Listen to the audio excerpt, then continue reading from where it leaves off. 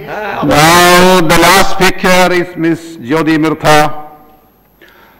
Before Jyoti starts, now time is 6 o'clock. If the House agrees, we will extend the time of the House till this discussion is over and then this is over.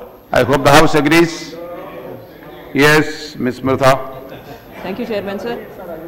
इस आज इतने important topic पर मुझे बोलने का मौका दिया जा रहा है, उसके लिए मैं आपका बहुत बहुत धन्यवाद करती हूँ। मुझसे पहले बोलने वाले मेरे सभी साथियों ने बहुत सारे इम्पोर्टेंट पॉइंट्स यहाँ पर उठाए थे, क्लाइमेट के बारे में, क्लाइमेट चेंज के बारे में, जो हमारी पॉलिसीज़ रही हैं उनके बारे में। क्लाइमेट जब हम छोटे थे तब सुना करते थे, क्लाइमेट किसको कहते हैं?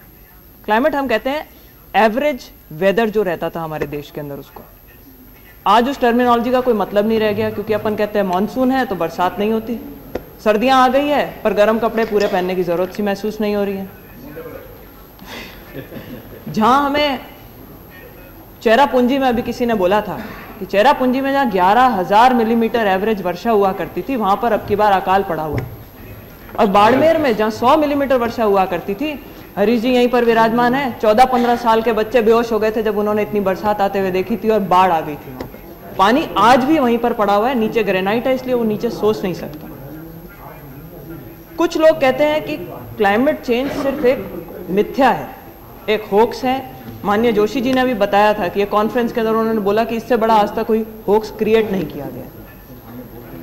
जो इतने आपके सामने खड़े हुए क्लाइमेट चेंज के इम्पैक्ट को नहीं देख सकते कि आज जो फ्लड्स आ रहे हैं, जो आज साइक्लोन्स आ रहे हैं, सदर्न अटलांटिक के अंदर कभी साइक्लोन नहीं आया करता था। हम ज्योग्राफी की किताबों में ये चीज पढ़ा करते थे, पर पहली बार सदर्न अटलांटिक के अंदर साइक्लोन आया। ज्योग्राफी की किताबें दोबारा लिखी जाएंगी।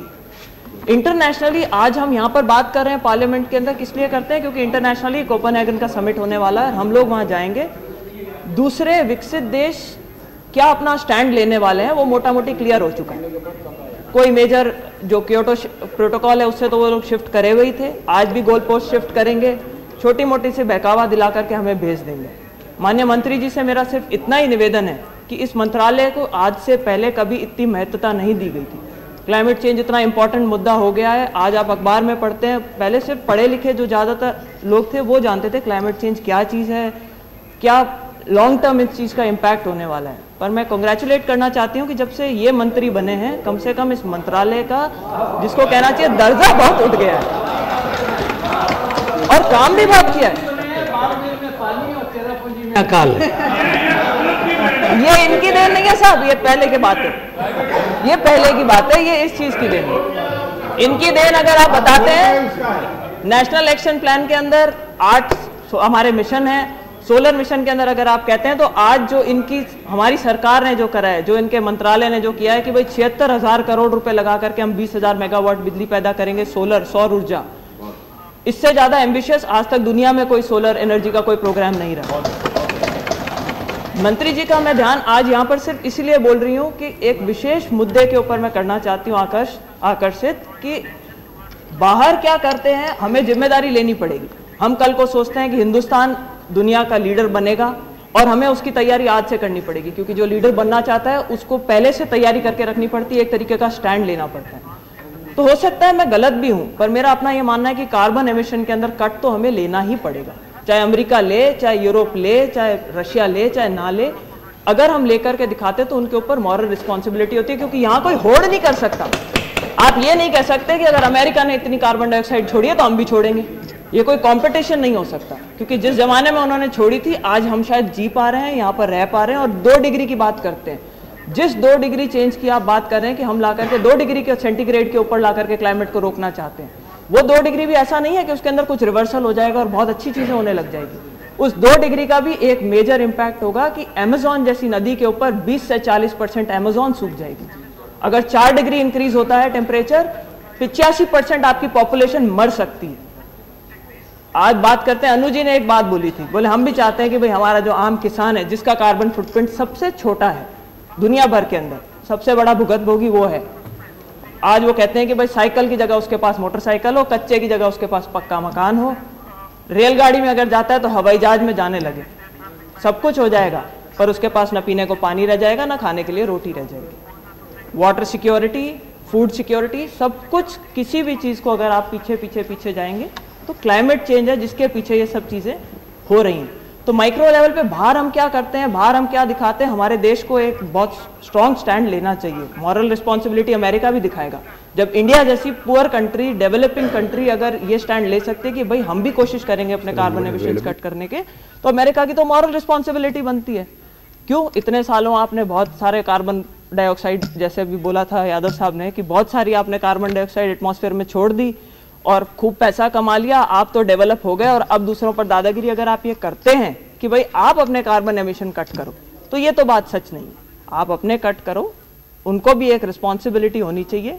अमेरिका भी मेरा ख्याल रिस्पॉन्सिबली एक्ट करके ये चीज दिखाएगा, पर हमारे विद इन द कंट्री हम क्या चीज कर रहे हैं।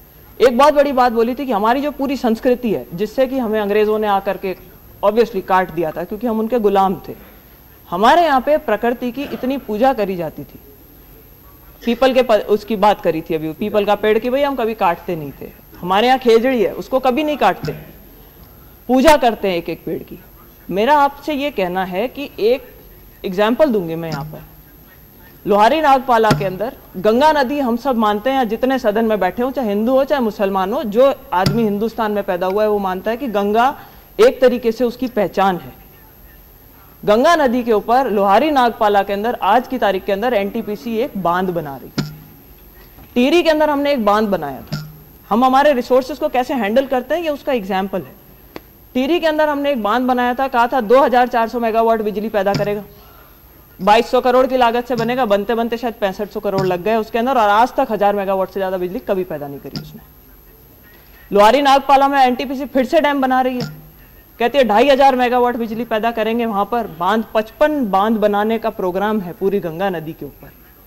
मुझे एक नाम दिया गया था कि हाइडल जो पावर प्रोजेक्ट्स होते हैं ये रिन्यूएबल होते हैं। मेरे समझ के बाहर है कि ये चीज रिन्यूएबल कैसे हो सकती है, जहां पर नदी का खुद का अस्तित्व, जिसको कि नेशनल रिवर का अपन ने नाम दे दिया, वो कैसे रिन्यूएबल हो सकती है। क्योंकि आप आज उसके ऊपर बांध बना देते, कल जब भी आप किसी नदी के अंदर अपस्ट्रीम जब आप उसमें छेड़खानी करते हो, तो ये एक बेसिक फैक्ट है कि उसकी मिड स्ट्रीम जो होती है उसके अंदर फ्लड्स आते हैं और डाउन स्ट्रीम जाकर के उसके अंदर सूखा पड़ जाता है। हमने कई नदियों के साथ ये होते देखा, चाइना ने देखा, पर वो अपनी गलतियों से नहीं सीखते। उन्होंने येलो रिवर को सुखा दिया, जिसका कि सबसे ज्यादा पानी का फ्लो था, पर सेकेंड फ्लो जो था येलो रिवर का सबसे ज्यादा हुआ करता था, और अब उससे भी ज्यादा एम्बिशियस प्लान बनाता है चाइना। चाइना कहता है हम ब्रह्मपुत्र का, उनकी साइड का पानी ले जाके 400 मील दूर नॉर्थ के अंदर गोबी डेजर्ट को पिलाएंगे और येलो रिवर को वापस से फीड करेंगे। 8 किलोमीटर लंबी टनल खोदेंगे हम हिमालय के थ्रू। पूरी ब्रह्मपुत्र अगर वहां चली जाती है, सूख जाती है, आपका बिहार, बंगाल और पूरा बांग्लादेश सूख जाता है। गंगा नदी अगर सूखती है तो उसका इंपैक्ट आप लगा सकते हैं, 40 करोड़ लोग उस पर डिपेंडेंट है। उसका नतीजा ये होगा, आज मेरे भी कोई कॉन्स्टिट्यूंसी वाला अगर वहां पे बैठ करके सुन रहा होगा, मैं ठेठ नागौर में हूं राजस्थान के अंदर, जहां पर मेरे यहाँ सबसे बड़ी डिमांड है। दोनों सरकारें हमारी और मेरी पब्लिक जो है वो सिर्फ एक डिमांड करती है कि किसी तरीके से इंदिरा गांधी नहर परियोजना का पानी नागौर में ले आओ। मेरे को लगता है अगर इसी तरीके से काम चलता रहा तो पाइपलाइन तो शायद मैं लगवा दूं, पर ये जो गंगा नदी का पानी है मेरे हाथ में नहीं होगा वहां पहुंचाना। मेरा तो यही निवेदन है कि हम हमारे जो नेचुरल रिसोर्सेज हैं उनको अगर हम लॉजिकली काम में लेना चालू करें।